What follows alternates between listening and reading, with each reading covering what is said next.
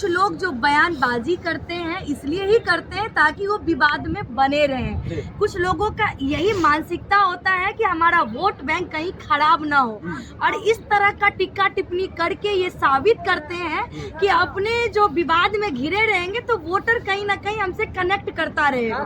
अब आप ही ले लीजिए, अयोध्या राम मंदिर बना, ठीक है, क्या राम मंदिर उन्होंने बनवाया? ये तो कोर्ट का फैसला है।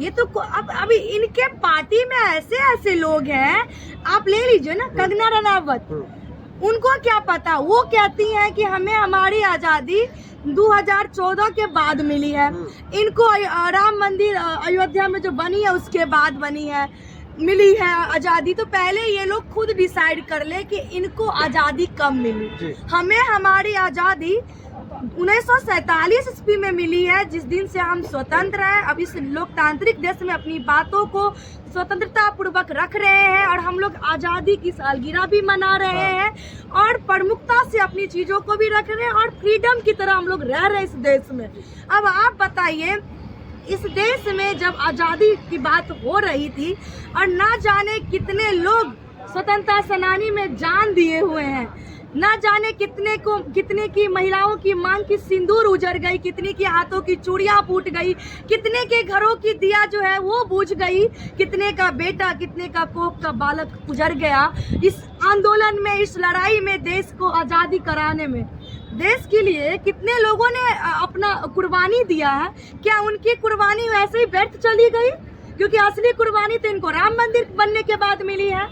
तो ये सब अनर्गल बयानबाजी करके ये साबित करना चाहते हैं कि इन्हें बस अपना विवादित बयान दे करके विवादों में रहना चाहते हैं और विवादों में फंस करके लोगों को गुमराह करना चाहते हैं। इनको शिक्षा, रोजगार और स्वास्थ्य से कोई लेना देना नहीं है, पलायन से कोई लेना देना नहीं है।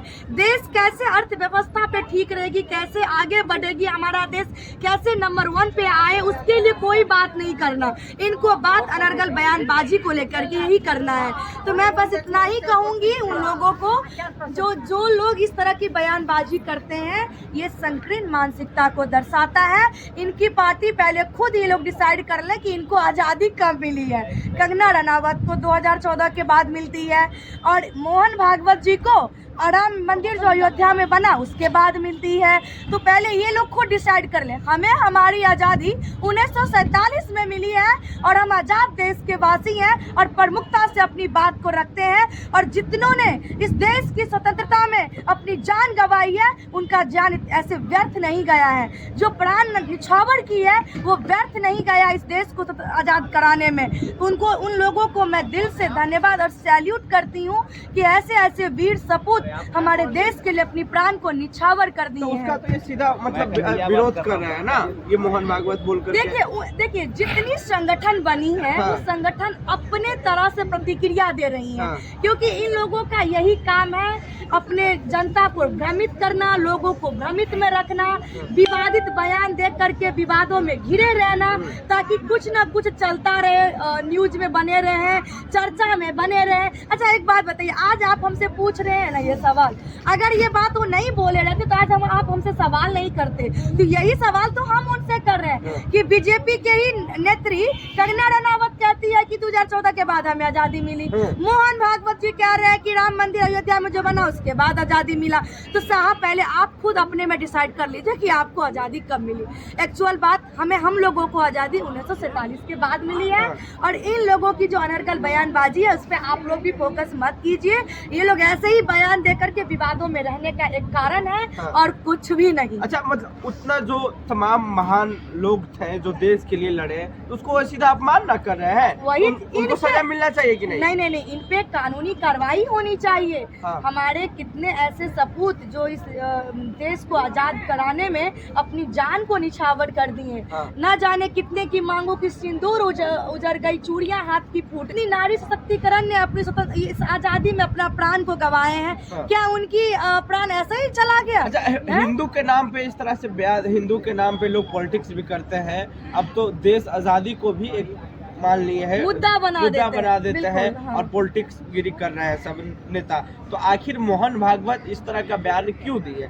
क्या वजह रही, क्या प्रेशर से दिलाया गया है बयान? देखिए, ये सवाल आपको मोहन भागवत जी से करना चाहिए कि इस तरह का बयान क्यों करते हैं, हाँ। इस तरह का बयानबाजी क्यों करते हैं। हाँ। हम लोग आज़ाद देश के वासी हैं, हाँ। अपनी बातों को प्रमुखता से रखते हैं, हम लोगों को कहीं कोई दिक्कत नहीं। हमारी आज़ादी 1947 में मिली है। हाँ। अब उनको आज़ादी कब मिली उनको अपने दादाजी से पूछना चाहिए हाँ, था। हाँ। किसको? तब मोहन भागवत जी को हाँ। कि वो जो आज यहाँ खड़े हैं, हाँ। किस हालत में खड़े थे उस वक्त, उनके दादाजी कैसे लड़ाई लड़े होंगे, हाँ। उनको अपने दादाजी से, अपने पूर्वज से पूछना चाहिए था।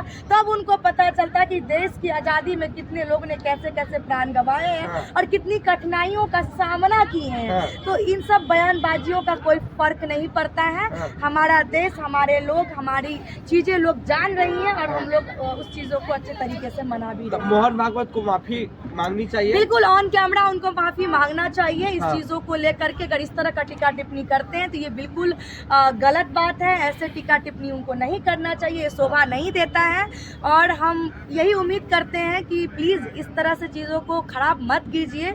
हमें पता है हमारी आज़ादी हमें कैसे मिली है। हाँ। और हम गर्व करते हैं कि हम इस आज़ाद देश के वासी हैं। हाँ। हम उस देश के वासी हैं जहां हमारे भाई बहनों ने कितनी प्राण गंवा दिए हैं इस देश को आज़ाद कराने में। तो ये मोहन भागवत का जो मामला है वो कई लोग जो है सोशल जस्टिस की बात करते हैं, उनका कहना है कि मामला सुप्रीम कोर्ट में जाएगा तो उनको सजा भी मिलेगी। बिल्कुल मिलनी चाहिए उनको। इस पे मतलब बात विवाद होनी चाहिए। इस पे लोगों की प्रतिक्रिया आनी चाहिए कि क्योंकि जिसको जो मन आता है आ करके बोलने लगता है देश के बारे में। अब देश की आज़ादी पे भी इन लोगों को शक है कि कब मिली, तो अब ये लोग बताएंगे कि देश हमारे आज़ाद कब हुए हैं। तो ये अगर आज़ाद देश में नहीं थे तो फिर थे कहाँ भाई?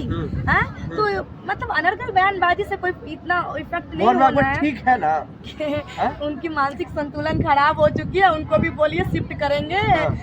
दिल्ली एम्स में ही शिफ्ट करवाइए उनको। हाँ। कहीं बेड दिलवाइए हाँ। ताकि उनकी मानसिक संतुलन का चेकअप हो सके अच्छे से। हाँ। उन्हें ये नहीं पता कि हम कहाँ करें और किस देश में करें। शुक्रिया प्रियंका। तो देखिए, साफ कहना है कि जिस तरीके से मोहन भागवत ने बयान दिया है वो गलत बयान दिया है और देश